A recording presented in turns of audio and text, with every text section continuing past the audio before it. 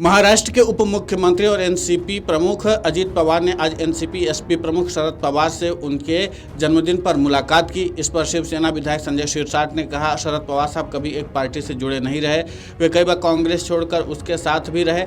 ऐसे में संभावना के भविष्य में वो एक साथ आ सकते हैं। ऐसा लगता है कि बातचीत चल रही है और सभी नेता एकजुट हो सकते हैं।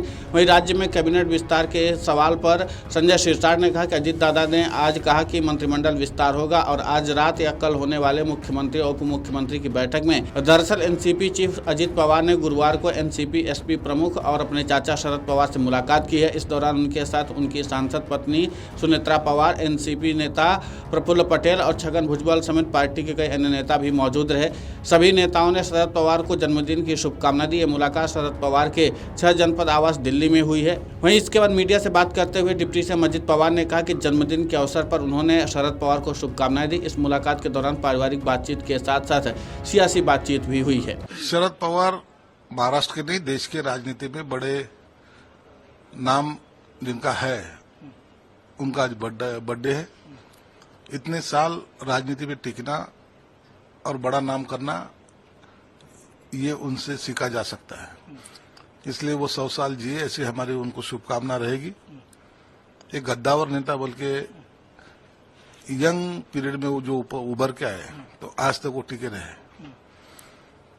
सभी लोगों को ऐसा लगता है कि उन्होंने अभी देश के लिए और अच्छा काम करना चाहिए, सबको राय देना चाहिए, खासतौर पे अजित दादा को राय देना चाहिए, उनको भी संभालना चाहिए।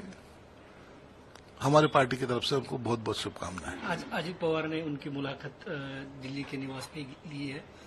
ऐसा राजकीय जो वो नेता है या वरिष्ठ तज्ञ वो कहते हैं कि फ्यूचर में अजित पवार और शरद पवार एकत्र आने वाले, क्या कहेंगे इस बारे में? देखिए, शरद पवार है, शरद पवार साहब का ये नेचर रह चुका है कि वो कभी एक पार्टी से बंधे रहे, कभी नहीं रहे। कांग्रेस कई बार छोड़ा, कई बार कांग्रेस के साथ रहे। जो शिवसेना के साथ कहीं भी उनकी दुश्मनी थी, उनके साथ उन्होंने सत्ता चलाई है।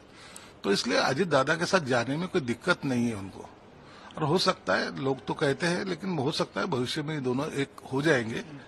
शरद पवार साहब, सुप्रिया सुळे और ये सब जब देखते हो अब ये महीना भर से, तो वो इनमें बातचीत चल रही है ऐसा लगता है।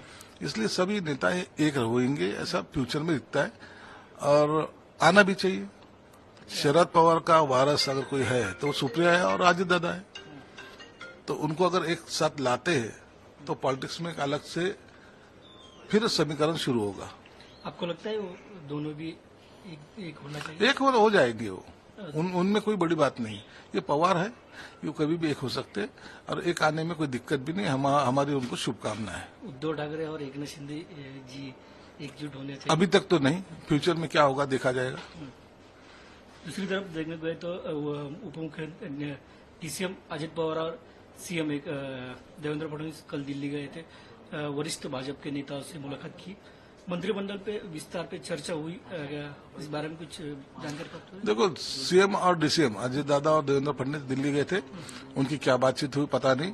लेकिन अजित दादा ने आज कहा है कि 14 तारीख को मंत्रिमंडल का विस्तार मतलब शपथ ली जाएगी।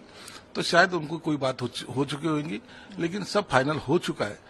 आज रात में या कल सीएम और दोनों डीसीएम की बैठक जरूर होगी। बैठक के बाद ही तय होगा कि मंत्रिमंडल का विस्तार कब होगा।